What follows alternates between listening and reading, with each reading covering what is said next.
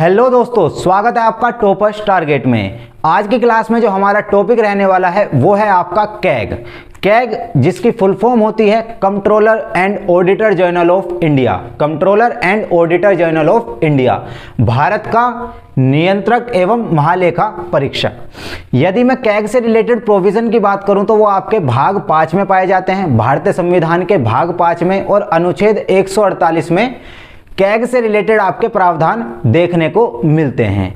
यदि मैं कैग से रिलेटेड बातें करता हूं तो देखिए, कैग की नियुक्ति यानी कि नियंत्रक एवं महालेखा परीक्षक की नियुक्ति भारत का राष्ट्रपति करता है। कौन करता है? नियुक्ति भारत का राष्ट्रपति करता है। और इसे पद से हटाने का जो प्रोसेस होता है वो इसी तरीके से होता है जैसे सुप्रीम कोर्ट के जज को हटाते हैं। यानी कि सुप्रीम कोर्ट के जज को क्या है, इम्पीचमेंट के थ्रू हटाते हैं। और अगर वह सुप्रीम कोर्ट के जज को हटाने से संबंधित आपका जो प्रस्ताव है वो लोकसभा में आता है तो उसमें 100 सदस्यों के हस्ताक्षर होते हैं, राज्यसभा में आता है तो 50 सदस्यों के हस्ताक्षर होते हैं। और 2/3 की स्पेशल मेजोरिटी के थ्रू वो प्रस्ताव यदि पारित हो जाता है तो सुप्रीम कोर्ट का जज क्या है, हटाया जाता है by the process of impeachment. इसी तरीके से आपका क्या है, कैग को हटाया जा सकता है। कैसे? सुप्रीम कोर्ट के जज को जिस प्रकार हटाया जाता है इसी तरीके से आप कैग को हटा सकते हैं। अगर हम तीसरी बात करें तो योग्यता। देखिए, योग्यता यानी कि कौन व्यक्ति आपका कैग बन सकता है, यानी कि नियंत्रक एवं महालेखा परीक्षक कौन व्यक्ति बन सकता है। तो अगर हम बात करें तो योग्यता बेसिकली संविधान में योग्यताओं का कोई उल्लेख नहीं है, और संसद ने एक एक्ट बनाया जिसमें क्या है, आपके कैग से रिलेटेड योग्यताएं हैं, एलिजिबिलिटी है कैग से रिलेटेड। तो अगर हम उस एक्ट की बात करते हैं तो कैग एक्ट 1971 है। और कैग एक्ट 1971 में बताया गया है, एक तो भारत का नागरिक होना चाहिए, लोकवित्त का विशेषज्ञ हो या 10 वर्षों तक लोक सेवक रह चुका हो।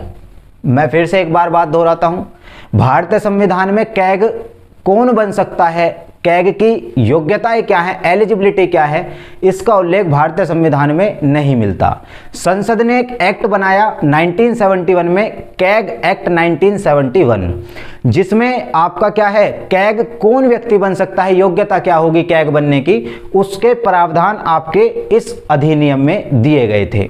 और इस अधिनियम के अनुसार पहला होना चाहिए भारत का नागरिक, और जो भारत का नागरिक होगा दूसरी कंडीशन क्या होगी, लोकवित्त का विशेषज्ञ हो, यानी कि लोकवित्त यानी कि जो पब्लिक फाइनेंस है उसका क्या होना चाहिए, विशेषज्ञ होना चाहिए, या फिर 10 वर्षों तक क्या है, एक पब्लिक सर्वेंट रह चुका हो, लोक सेवक क्या है, रह चुका हो।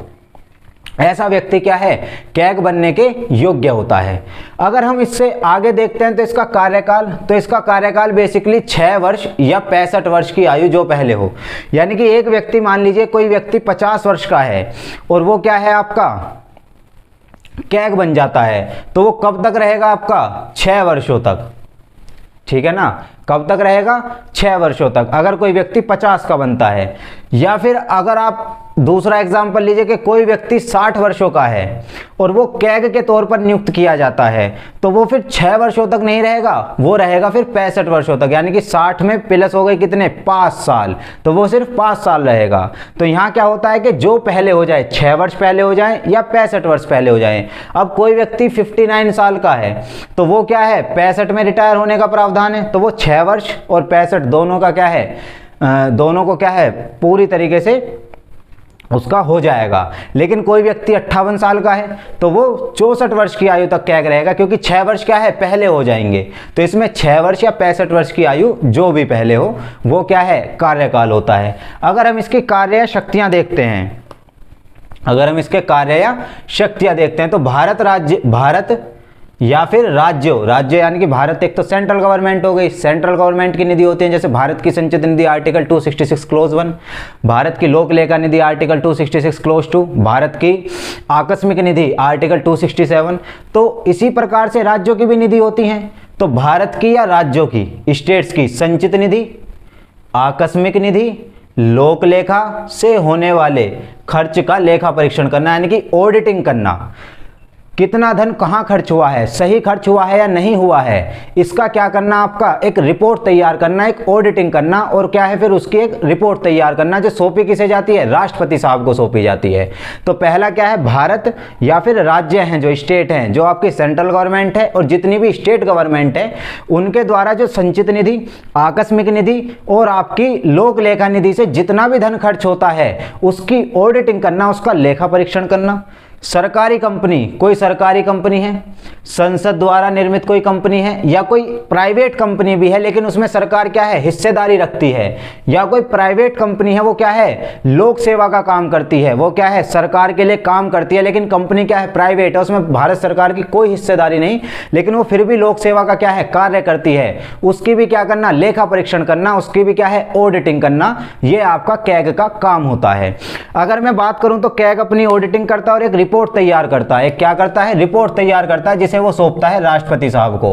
राष्ट्रपति साहब इस रिपोर्ट को संसद के पटल पर रखते हैं और संसद में इस रिपोर्ट की जो जांच करता है, इस रिपोर्ट की जो जांच करता है वो करते हैं आपकी लोक लेखा समिति, जो एक क्या है, एक क्या है, ऑडिटिंग, जो कैग की रिपोर्ट है उसकी क्या है, जांच करने के लिए संसद में क्या है, नियुक्त की जाती है, जो एक 22 सदस्य निकाय है जिसमें 15 सदस्य लोकसभा के होते हैं और 7 सदस्य राज्यसभा के होते हैं। और ये क्या होती है, रेगुलर आपकी क्या है, कमेटी होती है, यानी कि ये क्या है, एक रेगुलर कमेटी होती है लोक लेखा समिति। और इसका जो अध्यक्ष होता है लोक लेखा समिति का, अगर मैं आपसे बात करूं तो वो बेसिकली विपक्ष का नेता होता है, बेसिकली विपक्ष का नेता होता है। तो कैग से रिलेटेड अगर आपसे मैं एक बार समराइज करूं तो नियंत्रक एवं महालेखा परीक्षक किस आर्टिकल में है, आर्टिकल 148 में है, किस भाग में है, भाग 5 में है।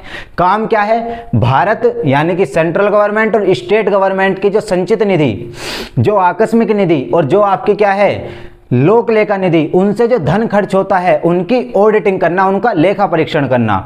सरकारी कंपनी, सरकारी कंपनी, संसद के द्वारा निर्मित कंपनी या फिर सरकारी प्राइवेट कंपनी लेकिन लोक सेवा का काम कर रही है, कोई प्राइवेट कंपनी जिसमें सरकार की हिस्सेदारी है, उसका लेखा परीक्षण करना और लेखा परीक्षण करके एक रिपोर्ट तैयार करना। और ये रिपोर्ट किसे सौंपता है कैग, आपके राष्ट्रपति साहब को सौंपता है। राष्ट्रपति साहब आपके क्या है, संसद के पटल पर रखते हैं और संसद क्या है, लोक लेखा समिति को सौंपती है, जो एक 22 सदस्य रेगुलर कमेटी है, 22 मेंबर्स रेगुलर कमेटी है आपकी। और इसका काम होता है कि इसकी रिपोर्ट को जांच करना, इसकी रिपोर्ट की जांच करना, जिसमें 15 सदस्य आपके लोकसभा के और 7 सदस्य राज्यसभा के। तो आई होप आपको ये कंटेंट, ये वीडियो अच्छी लगी होगी।